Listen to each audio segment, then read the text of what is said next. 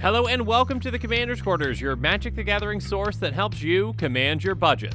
This show and episodes like this one are possible thanks to viewers like you. If you're looking for an easy way to help support this show, make sure that you like, share, and subscribe. Also, hit that bell notification icon so you don't miss any new episodes. You can also go check out our playmats and other merchandise at thecommandersquarters.com. Another easy way to support this show is with our TCG player affiliate links. So whether you're buying a deck or individual cards, you can use this general link right here or one in the description. And the final way that you can support this show is by supporting us directly by becoming a patron. There are many benefits to being a patron, and I truly couldn't do this without all of their support. There's even a brand new Brigadier General tier where you can get a shout out on a Commander's Quarters episode that's dedicated to you. Hey everyone, Mitch coming in for the Commander's Quarters studio. Welcome to the show. Today's episode comes to you courtesy of my amazing patrons. Once a month, patrons vote on what commander that they'd like to see in an upcoming episode. The commander that gets the most votes wins. And the commander that received the most votes this month was Wulfgar of Icewind Dale. Wulfgar is a 4/4 human barbarian with melee that costs 3 red-green. He has if a creature you control attacking would cause a triggered ability of a permanent you control to trigger, that ability triggers an additional time. So in the past we've seen a Panharmonicon commander with Yarok, a Death Harmonicon commander with Teysa Karlov, and even a Spell Harmonicon commander with Varen Voice of Duality. And now with Wulfgar we've got an Attack Harmonicon commander. Because every single time we have an attack trigger with Wulfgar in play, we get 2 of them. So this deck is pretty straightforward, and if you saw the thumbnail and the title of this episode, you probably know what we're going to be doing. We're going to be attacking, attacking, attacking, attacking, and attacking some more. This is going to be a very aggressive deck that wants to get a lot of creatures and permanents out there with attack triggers on them and just start swinging. Pretty simple, right? And one more thing before we get started, every single card in this deck outside the commander is less than $1, so yeah, this is a very budget-friendly deck. And with that, let's jump into some attack triggers that Wulfgar can help us double up on.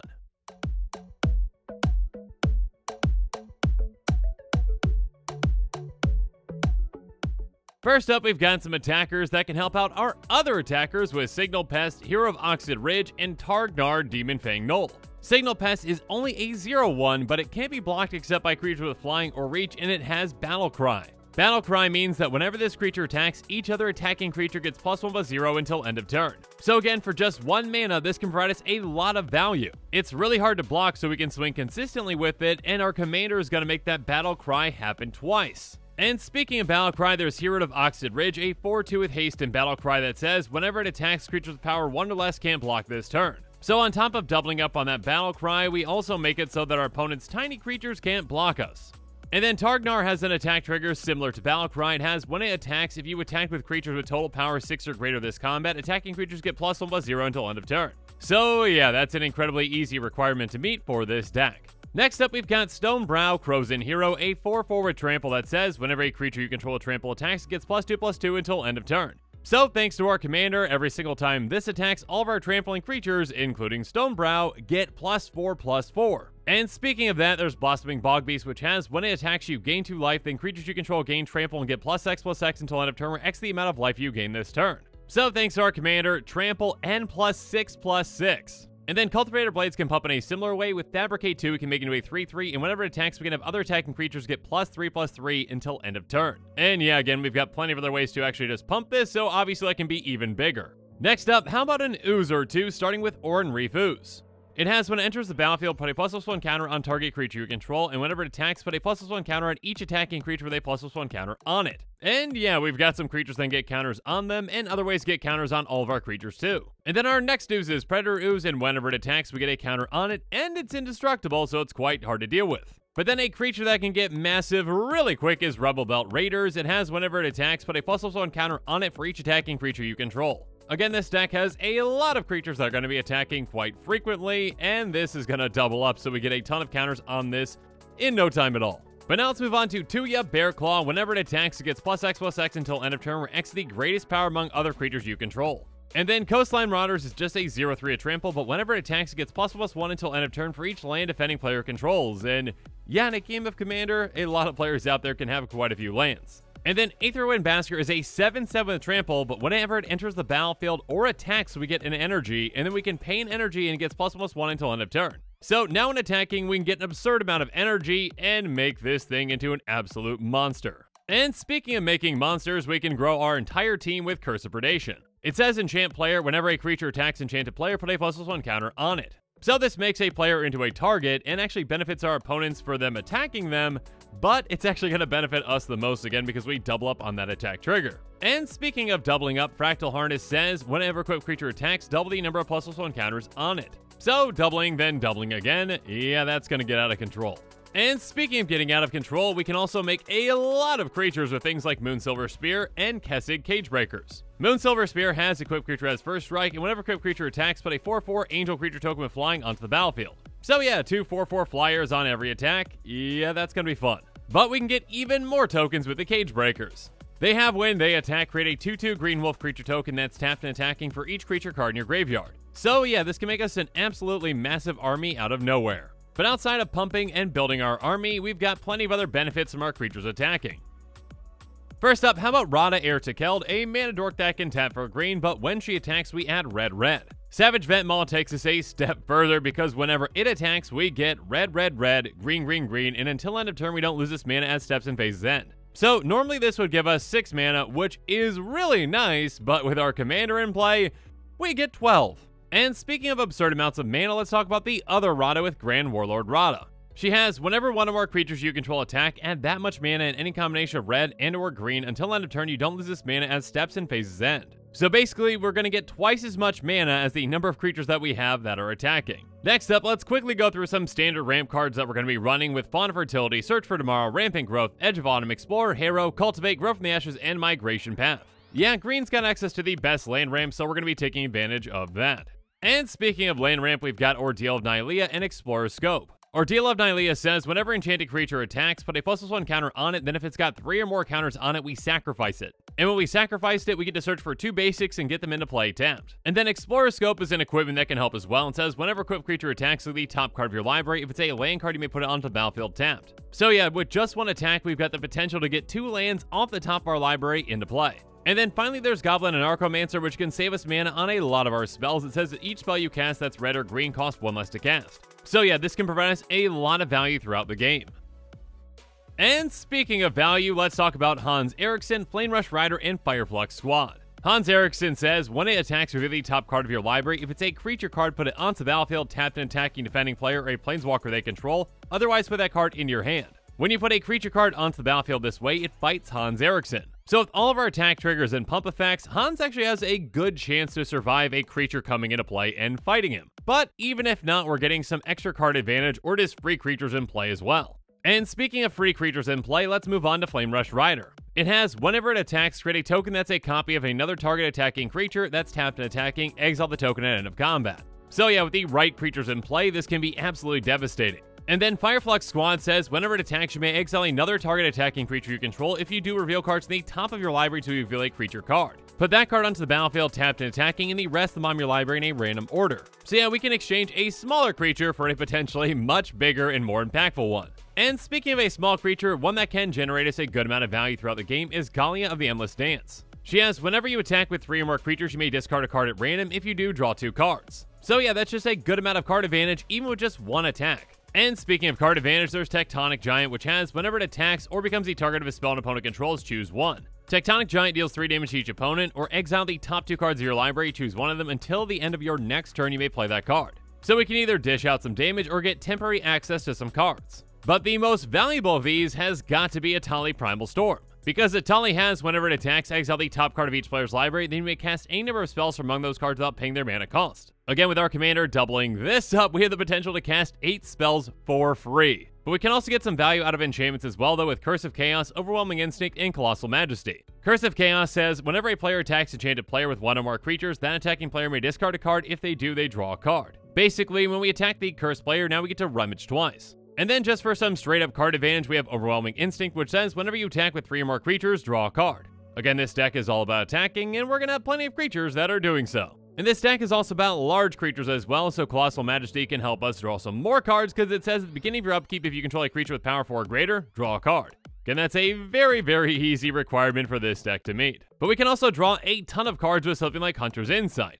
It says choose target creature you control. Whenever that creature deals combat damage to a player or planeswalker this turn, draw that many cards. And then Shamanic Revelation can also draw us a ton of cards, but it's going to draw us a card for every single creature we control, and also gain us a lot of life, 4 life for each creature we control with power 4 or greater. Next up, Return the Wild Speaker can help us out in one of 2 ways. It's either going to draw us cards equal to the greatest power among non-human creatures we control, or non-human creatures we control get +3/+3 until end of turn. So this can pump our team or draw us a ton of cards. Another variable card draw spell is Mouth to Feed. Mouth is going to make us a 3/3 hippo, which is nice, but the more important part is Feed, which we can cast from our graveyard, and says draw a card for each creature you control with power 3 or greater. And we can actually get a card like this into our graveyard with something like Faithless Looting. It says draw 2 cards, discard 2 cards, and it's got flashback for 2 in a red. But now that we've talked about generating card advantage and helping with our own plans, how do we throw a wrench into our opponent's plans? First up, of course, we've got some attack triggers that can help with that, with Flame Blast Dragon, Siege Dragon, and Bane of Bala Ged. Flame Blast Dragon has whenever it attacks, we can pay X in a red, and if we do, it's going to deal X damage to any target. And then Siege Dragon can wipe out armies in absolutely no time. It has when it attacks, if defending player controls no walls, it deals 2 damage to each creature without flying that player controls. So our opponents better have creatures that have at least 5 toughness, or they're going to be in trouble. And speaking of being in trouble, Bane of Bala Ged is absolutely disgusting. It has whenever it attacks, defending player exiles 2 permanents they control. Again, with that being doubled up, that player is going to be losing 4 permanents in total just from 1 creature attacking. We can also wipe out some more specific permanents though with things like Outland Liberator. We can pay 1 to sacrifice to destroy target artifact or enchantment, but if we get it to the backside of the card, it's going to be a lot better for us. Because on the backside, we've got Frenzied Trapbreaker, which has whenever it attacks, destroy target artifact or enchantment defending player controls. Next up, we can actually wipe out basically anything with our Argentum armor. It has equipped creature gets +6/+6, and whenever equipped creature attacks, destroy target permanent.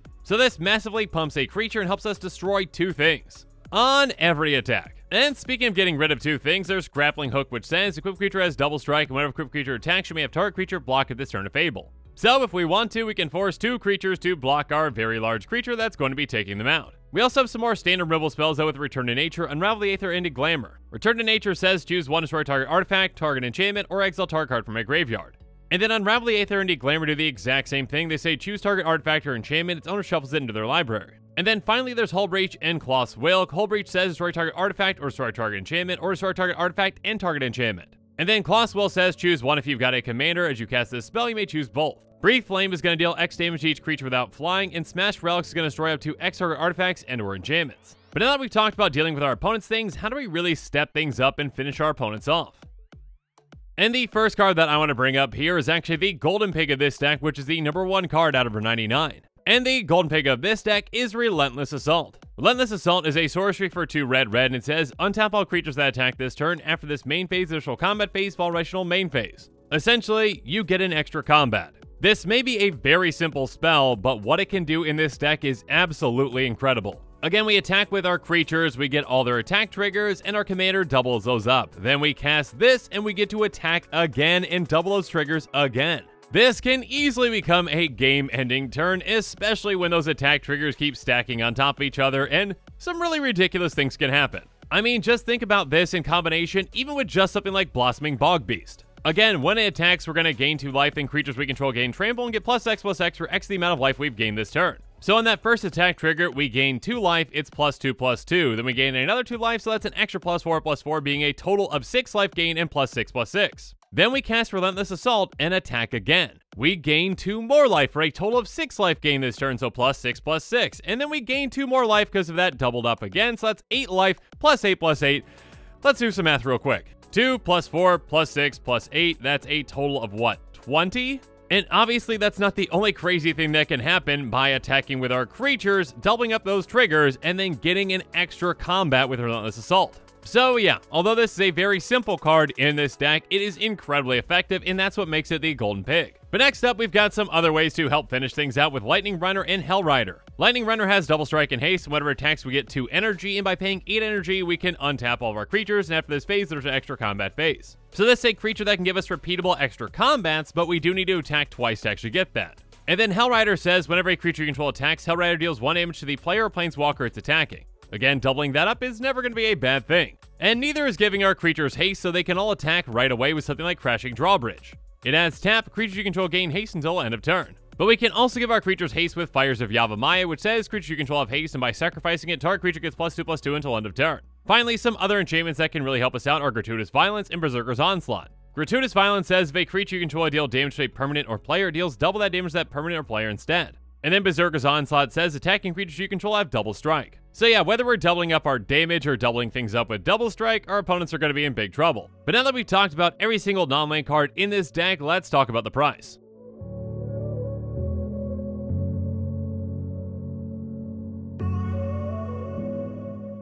Like I said at the start of this episode, every single card in this deck outside of the commander is less than $1, and actually the commander isn't all that expensive itself, being at $1.65. So the estimated cost for this deck is $36.49. And keep in mind that that actually counts basic lands at 10 cents a piece, so if you've already got those basics, this can be even more affordable. Speaking of which, this price also doesn't include heavily played or damaged cards, so if you're buying those on TCG Player, you can save some extra money there too. Though, also do keep in mind that this cost does not include the cost of shipping, which might vary depending upon where you live. And with that, the show is coming to a close, so it's my turn to hear from you. So the comments below, let me know your thoughts on this episode are, and as always, thanks again and have a good one.